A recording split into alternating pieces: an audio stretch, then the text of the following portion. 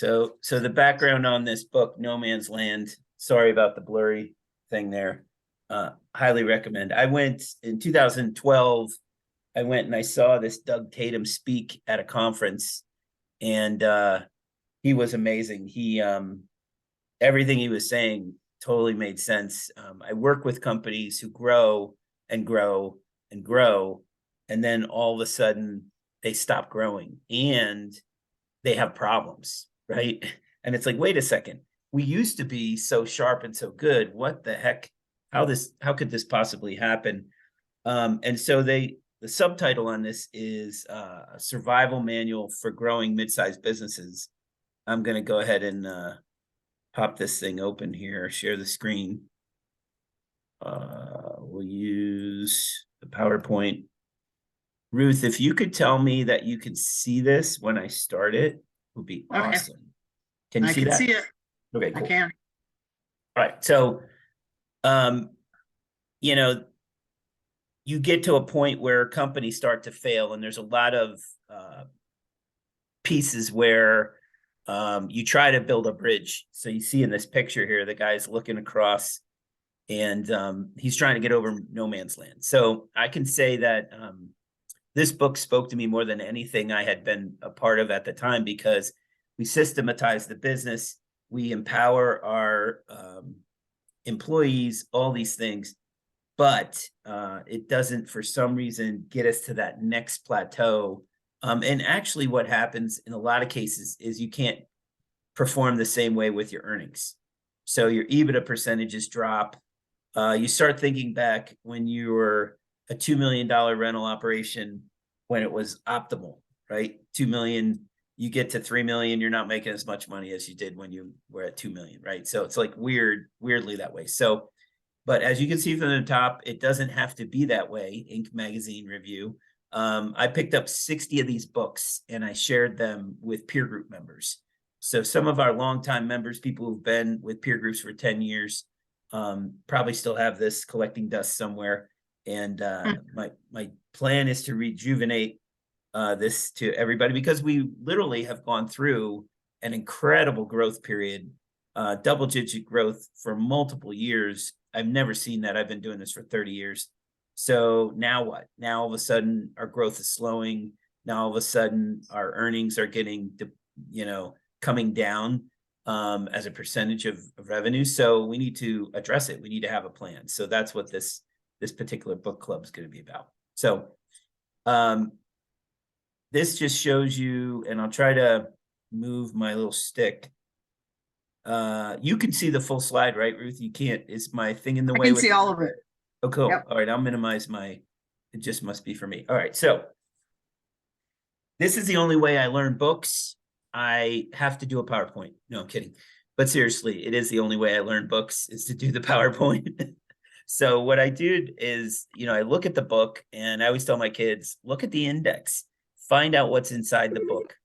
And so by looking inside the book, we're able to see that there are chapters, right? And they're usually organized well.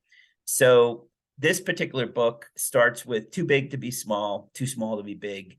By the way, I think I saw Demita pop in there, and this book is about Demita's company. So just a little FYI there, it's focusing on rental operation and Texarkana. But seriously, it's not, but it is. It's that type of business, right? We then go into market misalignment. And so we're going to talk about, what does it mean to not be aligned with your market? And what does your market mean? Your market is, who you do business with. So if you think about peer groups, if peer groups is our core, and we start offering consulting and we start offering vendor deals, that could potentially lead to a misalignment, right? Not a little bit of irony in that statement there. So we need to be really careful about that. The next one is about outgrowing your management. And we'll talk about what does that mean. There's a lot of really cool little points in it that make you scratch your head and say, maybe I should be doing this. Also, outgrowing your model. So your model is there to serve a purpose, and we're going to talk about what that means. That's pretty much where we're going to end today's discussion. So we're going to get through those first 4 sections. When we come back in a couple of weeks, we're going to talk about outgrowing your money. What does that mean? There's a fifth M. So we're going to talk about the M's, but there's a fifth M we're going to talk about. And then we're going to say, well, what happens beyond growth? And lastly, I'm going to identify a national treasure that you guys will be, very excited to hear about. It's like the last chapter in the book, so you got to read it in order to know what that is. I'm not going to tell you. So let's move on. So first off, you get to the introduction of the book, and you have this no man's land inflection point. And as you grow your business, as your earnings go up, as your revenue goes up, as you're controlling your costs, a couple of things start happening. You hit these inflection points. You're going to have a failure, possibly. So you see some of our companies in peer groups will stall out. You're going to have some that are going to have a business breakout where they're going to go to the next level. And we all know those operations inside peer groups because of the way the composite book works. There's some amazing performances happening. And really, it's the owner building systems getting out of their way. So we'll get into what that looks like. The next one is some people just find themselves to be a great merger candidate or to sell. So you had a great run, 3 to 4 years. Your value is higher than it's ever been, possibly higher than it's going to be the next couple of years. And so you become a candidate to be sold or merge. And you do see that all the time. I was just speaking with a guy yesterday who is joining a rental operation, but his company that he came from was one of these super fast growing companies that ended up having to merge or sell. There was no way they could continue forward. So he found himself out on the street, and now we're putting him in a rental operation up in Massachusetts. Gazelles are people who are able to make it through this process. So you may have heard of consultants in your market that are Gazelle consultants, and that's their goal, is to systemically break this, right? Like break this cycle. And so the book then is broken into 4 key areas that are the 4 M's: market, management, model, and money. And so we're going to address those items today. Any questions up to this point? I think we're good. See how we're doing grid-wise. Okay. All right. Let's go next slide. Okay. So first chapter gets into too big to be small, too small to be big. And this is really about thinking about rapid growth. And if you think about this very personally, very much selfishly, think about when your rapid growth had a clear beginning, right? So if we go to the book, it's in here, chapter 1. There's some great stories, and these are called corollaries that we're going to hit. There's 5 corollaries that they address, and the first one is it has a clear beginning. So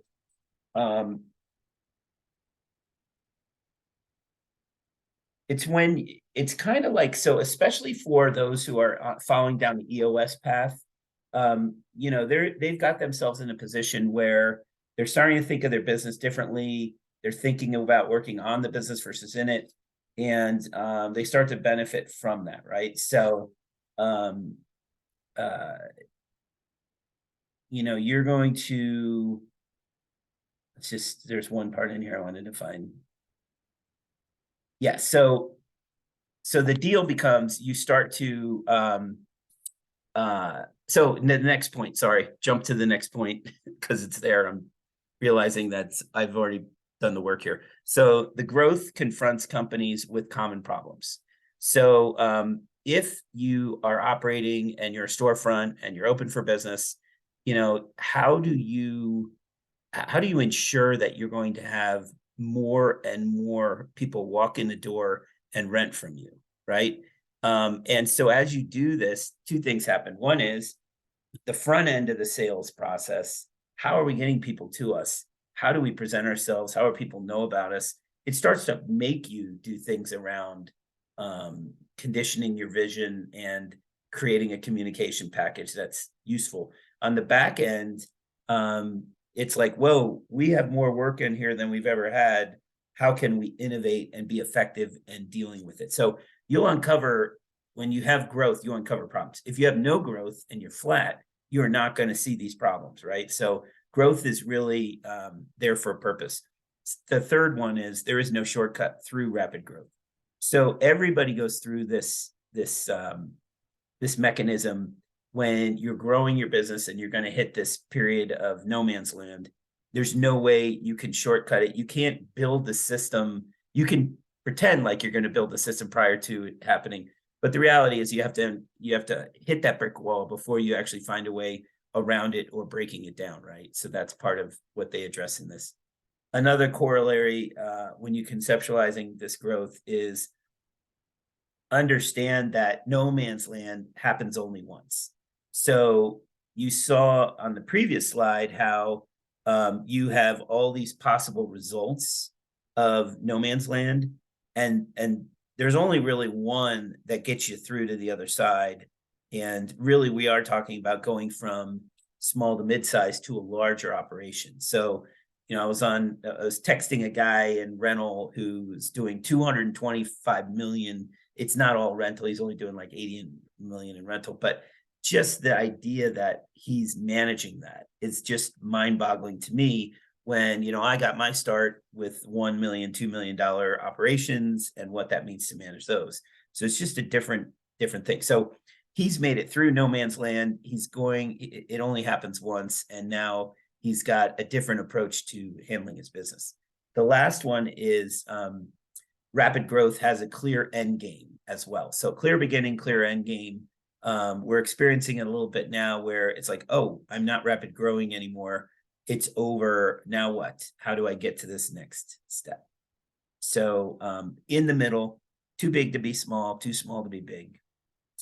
And, from there, you start to get into the first M, right? So you get the kind of the mindset of rapid growth and the damage it inflicts, but also there's positive that comes out of it. But the first M that they address in the book is the market. So when you're looking at your market, it's really the first part they go into is the birth of innovation. So you're looking at how do we do things uniquely different from other people. You may come up with a solution. Now, you might learn that from your peers who've been there before you, but ultimately there's an innovation element that starts to happen in your business. Market misalignment also is obtained when a business consistently delivers, or I should say, market alignment is obtained when a business consistently delivers a compelling value prop in a simple exchange, right? So if you're aligned, so the first one's the same way.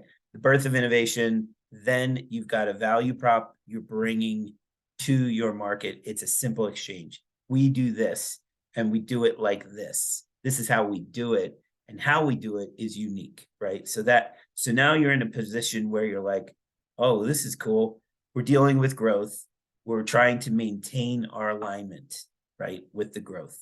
Maintain the alignment with your market, right? So the first reality check, so they have in the book, they have a series of reality checks that you hit. So you ask yourself this question, and I would love, if you're going to read the book or if you have read the book, hopefully you wrote down the reality checks, because you can answer this at any given time. I've read this book 3 times. Every time it's a different answer. So is my business simple to do business with? And, in peer groups, we addressing that coming out of 22. So 22, we experienced our 3rd year of rapid growth. We now are going into 23 with rapid growth still in our faces. But what we're trying to do is create simplicity around the membership experience. So that's why we have Charlie Peterson as the experience manager, specifically focusing around making it better for people to participate in peer groups. And so maintaining that alignment with the market is your key to innovation, right? So you have to be careful about losing that focus. And, they always say, they have phrases like stick to your knitting and things like that. So, I think it's the same way, like, hey, what's working for you? What is wowing your customer? Don't lose track of that. So next reality check you should ask yourself is, has our business made promises we should not have? Or has our business neglected to make promises we should have? So that's where, I would suggest that you write that down and think about it. Because if you are a typical owner, you are in a constant state of innovation. You're in a constant state of creating new, and that's not necessarily a good thing when it comes to your core business, right? So I think that's something we need to keep in our heads. Anybody with any feedback on these comments around market alignment? Staying away from misalignment. I think there's one more slide on. Yeah, Dan, I was just going to share that I was talking to a prospect earlier today, and they had an interesting business philosophy that worked for them. When I first saw it, I wondered how it could work at all. But they're only open from 7 till 1 daily. And it's a really small operation. And the reason that it works for them is they're all in the store 7 to 1 getting ready. And then from 1 to 4, they do their delivery, or 1 to 5, they do their deliveries, their setups, and so on. So it's a simple concept that works for them. That's interesting. Now, what industry are they in? Rental. Oh, wow. That's crazy. Very different. Yeah. So along the same lines, we work with a company that is a rental operation, and they kind of popped up on the scene 4 years ago. And their model, or the way they've innovated their market, is they did not want to be constrained by the hours of the day. So because they came from businesses that never were concerned about serving a customer as a storefront. So what they do is they start their drivers around midnight. And so they're delivering and dropping equipment all over the 5 boroughs of New York at all hours of the night, right? So it happens, most of the deliveries are happening between midnight and 6 a.m. And that has served them well, right? They've been able to actually create different relationships with their customers by being able to do that. Everybody has their equipment by the time a lot of people are starting to deliver their equipment. So that was interesting innovation, and it served them well. Now they've had rapid growth for 4 or 5 years. Now they're going to hit this period, right? So I think that's going to be something to be watching. So Demita, you have a question? Yeah, Dan, what do you define as rapid growth? So rapid growth is any growth that is double digit, right? So if you think about double digit growth, it means your sales have gone up 10% or your earnings have gone up 10%. We have actually experienced closer to 20%, which means that you are, if you think about it, like from a rental perspective, you're adding 20% of inventory every year. 1/5, your inventory is growing 1/5. Unless your utilization's moving, right? So you could be innovating on the utilization, but that's what we're up against. So the rapid growth, it can happen because you're riding a wave in the market, or it can happen because you have done something and entered the sphere of your customer base in a way where you're just attracting to everybody, right? So I think that that should be, does that make sense in terms of defining rapid growth? Yes. And so how do we know, when you said riding the wave, how do we, for us, I know we've increased our inventory. So I know that's a lot of it, but how can you, is it because if you're not building your inventory and your So- sales are Yeah. So, I mean, I look at it as, when people have rapid growth, it's not smooth sailing, right? So you're going to run into problems. So they have here, I'm just going to list these. So on the corollary number 2, that was on this previous one, see if I can get back here. Having trouble with the, all right, here we go. So corollary number 2, growth confronts companies with common problems.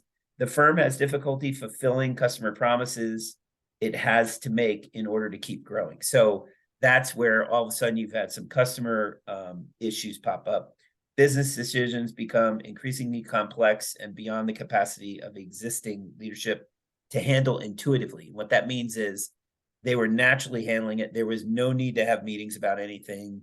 It just, problems were solved individually. Now, all of a sudden, you're having meetings. Now, all of a sudden, people are chiming in to help solve a problem.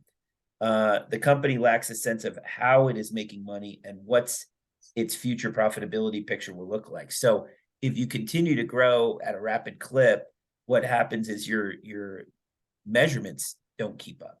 So you do not know in real time, whether you're profitable or not. And you only after you spend that energy, then you look backwards, do you find out that you're profitable or something. And it's because, again, it goes back to busyness, right?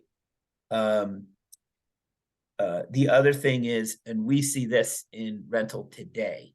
So the big issue for our biggest, fastest growing operations is capital. So companies have difficulty obtaining the financing it needs.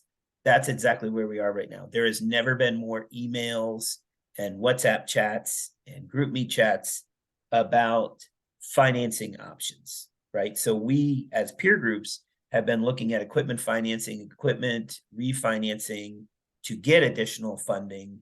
But we're seeing community banks and regular bank lenders that you work with not able to sustain supporting you because your balance sheets now, your cash is starting to become concerning. The leadership feels stuck and stagnant. They don't necessarily have a solution.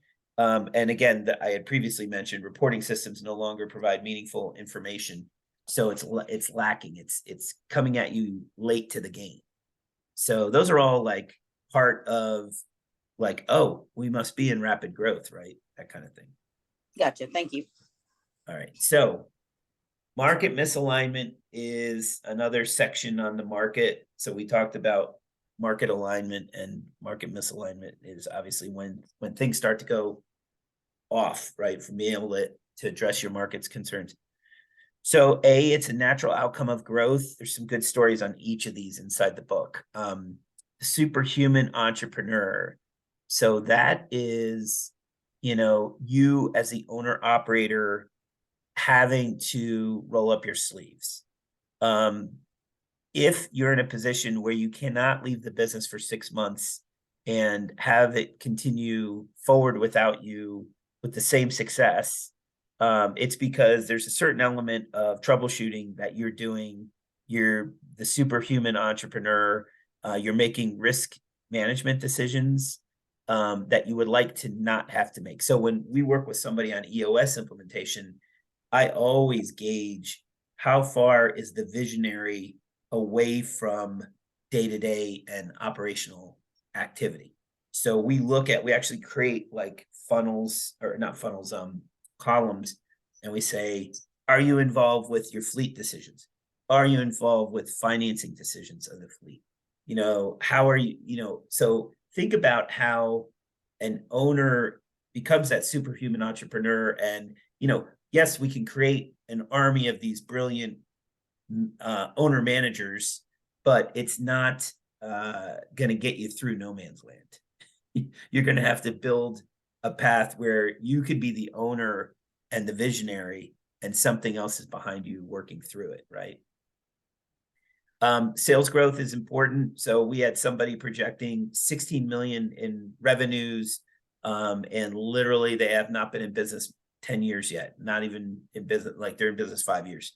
And they hit a wall. hit a brick wall. So they have hit this period of no man's land, where now it's like, okay, we need to innovate sales growth because our plan called for continued rapid growth, but we don't have that. So what does that mean? How do we adjust who we are as a company? The other one is you could find that you're losing some competitive advantage. So we do have some people in certain markets where there was a couple moves that were made by the competitors, and so it's kind of stifled them a little bit. And so they're losing competitive advantage. Again, all this is doing, if you think of this as an image of two blocks where your market is aligned from the business to the customer, and then all of a sudden it's not aligned anymore, it's off. So that's really the vision, the visual I want you to think about. So these are different ways that you have that misalignment. Certainly tensions between promises made and delivery. So if you're a company that has been kicking butt for so long and people recognize your leadership in the industry and your customers are happy, your vendors are happy, everybody's good. Now all of a sudden there's some tension there, something's off. And that's a misalignment. So, got to be honest with you, peer groups has gone through this a few times. And so it's like, hey, we need to resolve this. What is a win-win for everybody involved?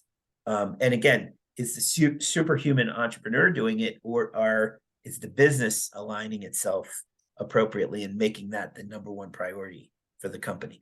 So quality problems, that has to do with volume, typically.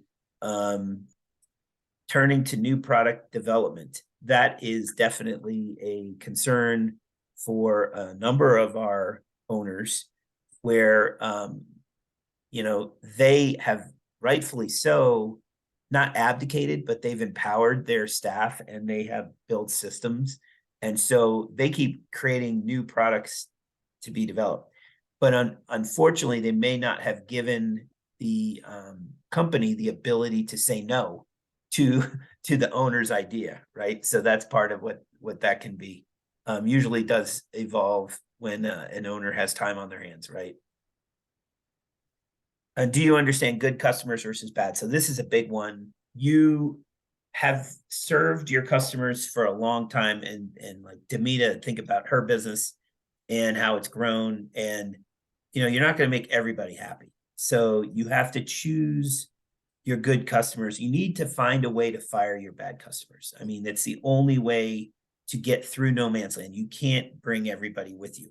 That has, and we're going to learn in a second here, that has to do also with your employees, right? Not everybody's going to make it. So any questions on this slide?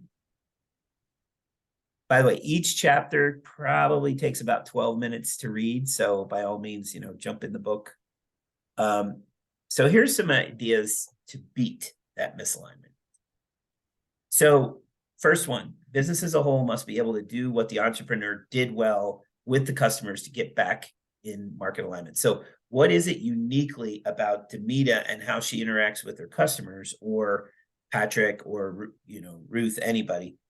What is it that you did well that now, as you are building out your organization, you need your company to be that, right?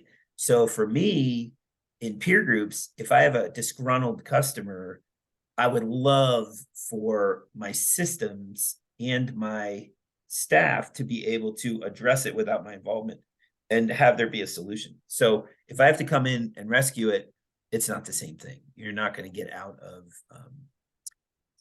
no man's land if that's your solution. Also, they have 3 epiphanies. I had to write these up because they were great. I do provide a unique, so these are epiphanies. So number 1, you need to know this about you. So, and sometimes if you're multi-generational, you have doubts about this, but there's no question. If you look at our peer group members, at least 75% of those multi-generations have continued to succeed by the next generation having these 3 epiphanies. So you do provide a unique value, and this is what you built your business on. This is what makes your company different from your competition. Your clients and what you do for them have changed more than you've expected, right? That happens over time. if you look at who I started working with 10 years ago, it's different than who I work with today. It's just a different audience. So I think that you need to think about that in terms of, writing up your customer profile. Who is your customer? We always want our members to be looking at that and defining the profile of that customer. The last one is, I cannot keep the business aligned based on my own efforts. That is an epiphany that we should have on our, labeled on our foreheads. We can't do it. You can't. You have to continue to sell your organization on aligning your simple processes to your customer. So reality, can you articulate your customer's core value prop, and can you break it down into simple, discrete processes? So anybody who read the book Traction knows that there is a thing called the proven process. The proven process is exactly that. So you'll have core processes in your business, and you certainly want to innovate and work on those, but your proven process is this, right? So you need to be able to have that articulated.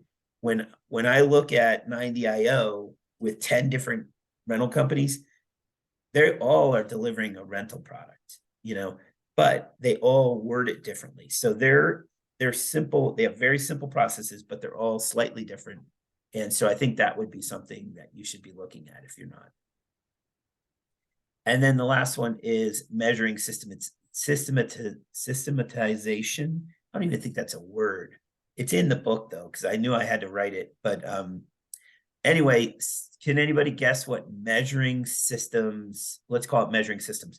How do you measure a system? I don't know if Patrick's still on, but that's a question, right? So does anybody know how you measure a system? Measuring your systemization of your business. Oh, he dropped off. All right. So anyone? Otherwise, I'll tell you. Okay. So measuring systems is just that. It's like, it's quantitatively saying we've completed something. We've systematized a piece of our business. So, when we, in peer groups, we're going through the EOS process, and we continue to, we have to identify those core processes that need to be enhanced / systemic, right? Systematic. So if you've identified you have 5 core processes, measuring systemization is, hey, we've identified standard operating procedures. We have innovated standard operating procedures or worked it, and everybody knows where those processes reside. So if I have a new employee start, it's very clear in front of them. They've got written solution. It may involve technology. You might use technology. Prior to everybody jumping on today, I was talking with Patrick about tech stacks and how, rental operations have full tech stacks now, whereas in the past they had a management software and they had their QuickBooks. Now they have CRM systems, and now they have project work management tools, things like that. So those are different ways you can improve systemization. All right, how are we doing on time here? Getting close. A little bit of time left. Okay. So next up, we end the section on market alignment, and there are pause points at the end. So again, worth noting, I put in a slide deck. You can write down on your notes. Answer these questions. What are you, the entrepreneur, good at? What is your core benefit that you can bring to the table? Number 2, does the business really offer anything unique, or just that you're the product of cheap services, i.e., we're going to talk about this, high performance, cheap labor. So we have high performance, we have cheap labor, and that's why we are successful. Not something you want to hang your hat on long term, right? You'll get stuck in no man's land. So what is it that's unique about your company? What is really driving new product development? So is it the owner visionary is bored and they're throwing things out there, or is it specifically related to the simple delivery that you're providing the rental operation or your customer? So it's not in left field, it's tied in with what you're currently doing. So Are you bored with cleaning up after messing up the business? So that's interesting. So that has to do with all these little moments of messing things. The owner, the visionary, is going to mess things up. The integrator, COO, is going to clean things up. So it gets old after a while, right? So you start to get to the point where, you have to decide like what is the right approach instead of just going willy-nilly with new ideas that get implemented. Customers, we talked about which customers take you to the future, which should be fired, definitely should be considered every year at least, maybe have it during your annual planning. Name the one company that would be most interested in buying your company and why. So I don't know that that's the case where everybody can come up with that, but it'd be interesting to see, what is it about your company that's interesting to people? And what do you have to do to keep it simple? So again, the simpler you can do with your delivery on your value proposition, the better it's going to be for you to clear no man's land and get to that next point. Right. So, all right. Next up, and there's just a few more slides. So this one is the management, outgrowing your management. So now we're talking about what happens to management as we enter into no man's land from our rapid growth moments, right? So number one is obvious. It's in over our heads, right? Like, oh my gosh, we're in this together. We're a team, but we're over our heads. There's too many difficult decisions we're not able to actually resolve. So we need to think about it. So you need to look at outside expertise, whether you pull the trigger or not. It should be a constant at this point, right? So you've had 4 or 5 years of great growth. You now have to start saying, how do I go to the next level? You have to do this. So you can't look internally and say, I got the team, unless you can answer certain questions about the team that are outlined in this chapter. So number one, so this is why outside funding or outside expertise can help you. Number one, help you secure funding. Number two, entrepreneur concentrates on the strengths. Really, that's, obviously a big thing for me. I love to sell. I love to do macro peer group activity. I don't like to do the small stuff. I like doing this. So also expertise sends the message that you're going to be fair, because now it's like, hey, there's, you think about companies that face nepotism issues, people who've been with you 30, 40 years, all that kind of stuff. Instead, it's about like providing value in the role, right? So it's a different thing, and it creates new DNA in the organization. If you are implementing EOS, you know that the person has to be tied to your values. Do they exemplify your values? Do they get it? Do they want it? Do they have the capacity to do the job? Looking at outside and bringing in that talent can be helpful to your company that way. So signs, there might be signs the original management may be under strain, and I outlined page 66 here. So I'm just going to look it up quick and tell you what that is. But 66, I think I did that because that was too big. Here we go. All right. So here are the signs that your original management may be under strain. Is your inner circle frozen in its tracks? So this has to do with your L10 meetings if you're traction. Are its members looking to you for direction?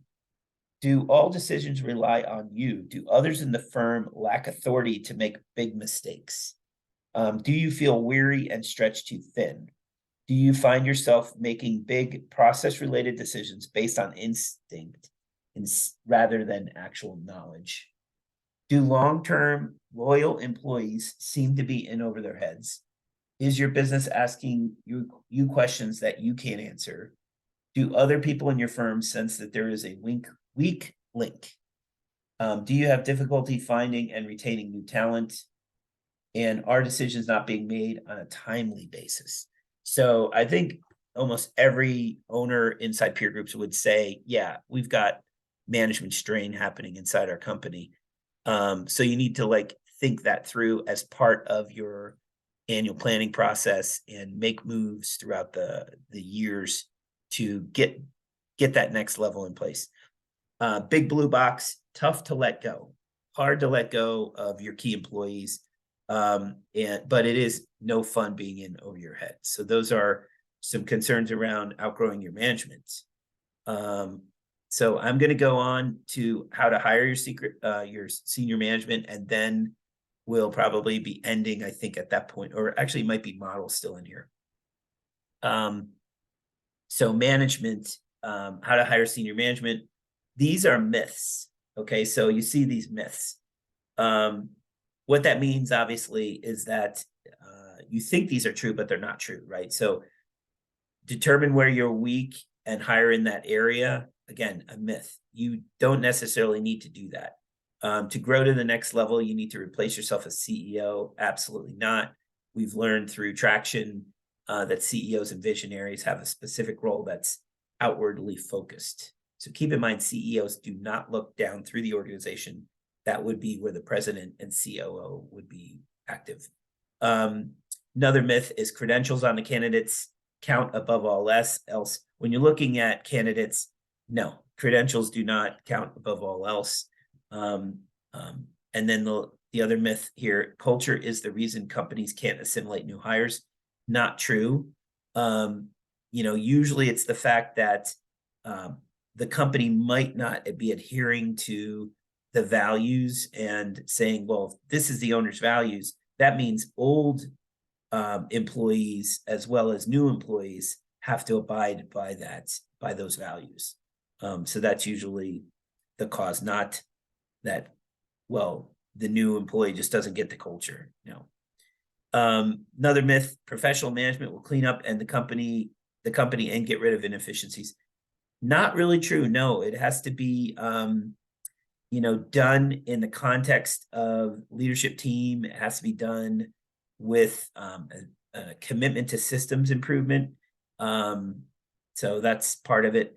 And every company needs a mess up person and a cleanup person. I obviously love that because I am clearly a mess up person, and a cleanup person would be whoever's cleaning up behind the mess, right? So it's a CEO who's innovating and the COO who is managing and making great decisions around management. Last myth, growing companies should hire in the middle before hiring at the top. Absolutely not true. That goes with the first myth, which is you determine you hire in the weak area. No, you really want to know that you have the best senior management options. So if you have a yin to your yang and that person's not who you think they need to be to get through no man's land, then by all means start the process now of looking at making a change there. So that is management. These are the final pause points in that chapter. And again, these would be things you would write down, right? So I'll give you the slide deck, anybody who wants it. Outline one thing each leadership team member excels at. Write down what you're best at managing. Write down your decision-making process. That's a big one. So I never thought of that. So write down how you make decisions, right? So think about that for a minute. It's not something you've probably ever done before. So identify a leader decision that was a mistake. What were the consequences? How many leaders have worked in leadership at a bigger company? That one's always tough. If you could manage one area of the company, what would it be? So for me, sales and marketing, I love it. In your company, do you feel you have to take care of someone? So are you looking out for an employee, protecting that employee, making exceptions for that employee, that kind of thing? So those are all issues around companies as they grow, and you don't want to get stuck in no man's land. So address these pause points, right? Address them. So lastly, outgrowing your model. I think we only have 2 slides left here. I appreciate you guys hanging in there. Been on for 45 minutes. So number 1, show me the money in this chapter, sneaking a peek at the future. And I really wanted to focus on this third one. So show me the money and sneaking a peek at the future. Those are outlined in this chapter. It's right at about the halfway mark of the book. Let's go. There we go. So those show me the money is a great story about a company talking about who they're serving and why, and then it talks about like decision making around how they stuck with the model versus looking at other options. Sneaking a peek at the future is the idea that you have operational indicators that help that you can look at operationally. These are operational indicators, and just by sneaking a peek or seeing those operational indicators, you know what's going to happen to your profit, right? So it's identifying leading indicators inside your management data that it gives you insight into financials. So you don't want to wait until your financials are closed for the month. You want to be able to know in advance of that. So that's an interesting part of that chapter. So this is the one my company heard this from me when we did our L10 this week. High performance, cheap labor. So these markers, the entrepreneur is the chief source of value prop, high quality goods or services delivered cheaply, right? So you get to where you've gotten by doing that, by providing some outstanding stuff, and you've done it very cheaply. Probably the next point, below market labor of committed core group. So, are the employees paid accordingly, or are you making your earnings, your EBITDA, your Top Gun every year because your labor costs are low as a percentage? And again, if we did surveys, would your staff be considered on the lower end of pay? Again, the only way you get through no man's land. Think about the gentleman I spoke of, 230 million, 70, 80 million in rental. Do you think that he can underpay 150 employees, 200 employees? No. So, you might be able to get away with it when you're smaller, but to get to the next level, you can't. You have to be able to pay accordingly and have the outstanding results. And so it's unsustainable with growth. So as you see businesses hit 5 million, 6 million rental, they do not typically get Top Gun as easily, right? So to me, the perfect Top Gun operation is 2.5 million. If you're doing 2.5 million, you can make Top Gun all day long because you're very dependent on this high performance, cheap labor model. But as you scale and grow, you can't do it. So you have to say, is your value prop scalable? There's a great story about DriveCam in here. I'm not going to get into it because we're running out of time, but you can read that story about that company. And negotiating the obstacle of step fixed costs. So I'm not going to ask you what that means, but what it means is you have variable costs and you have fixed costs. And as you grow your business, you're going to ultimately build out the foundation of your company, which is fixed costs. So as you add fixed costs, your margins are going to drop, at least for a while, right? A year, 2 years. That's why you can't see EBITDA percentages grow as a company builds out their fixed costs, because they taking on the cost, they don't generate the same EBITDA as they did the previous year. This happened to our company, by the way. We got crushed in 2022, but we were awesome in 2021. Now, we had 49% growth in 2022. I'm not going to go backwards, but I will say that there's no question that we found ourselves stuck in that high performance, cheap labor model, and we have to innovate beyond that and not have it be just people's salaries that we're adding, and staying on top of the curve, right? So that's the next thing, is to make sure that you're addressing this regularly. End of the chapter, end of book or seminar number 1 on this. Do we have operational reports that predict or guess well our financial position at the end of the month? So if you are doing EOS, you want to look at your weekly and monthly operating indicators and say, why do we look at these? They should be telling you something about how your month is going, right? If I'm in a weekly L10 and I see 3 or 4 weeks of data that are negative and not tied to what we're expected for the month. I need to like be able to say, I don't even need to see the financials this month. I know that we're not going to hit where we want to be. So that's what you can do with the model in terms of, having that look and be able to know that ahead of time. So that's the end of part one. Any questions on where we are so far? I know that was a lot. I appreciate the hour. Any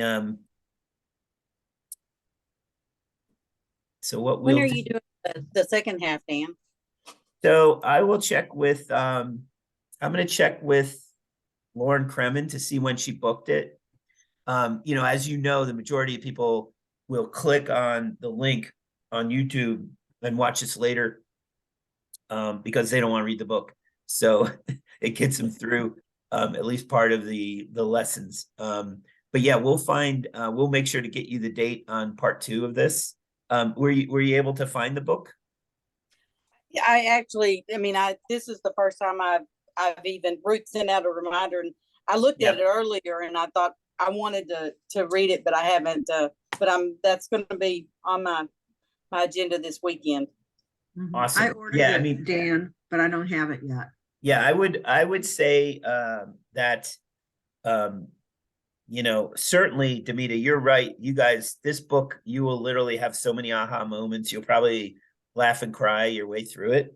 But I love it. I mean, I can tell you, coming out of 22, people are like, oh, they're taking deep breaths because they're growing 15% every year. And it's probably not going to happen in 23. Hopefully it does. It may not. What's going to most likely happen is we are going to start to feel the labor cost crunch. So I've seen a lot of people make choices to go with more labor or pay more labor dollars and do less in the way of working on their systems. And I think that's going to be hurting the industry. So we need to look to those members that have been very innovative around sales and marketing and generating like if the market grows 8%, you can still grow 15%. You just have to take market share away from your competition. So that's the next step, is how do I become that entity that doesn't just grow when the market grows, but I grow even when the market's not growing. So Gotcha. Cool. Well, I appreciate you joining, and to everybody at home there, feel free to contact peer groups, and we'll be glad to help you with getting your business through no man's land. Take care, Ruth and Demita, and Patrick, if you're on. I don't think he is, but it was good to check in with everybody today. Thank you, Dan. Take care. Thank you, Dan. Yep. Bye. Bye. Enjoy Canada. Yeah.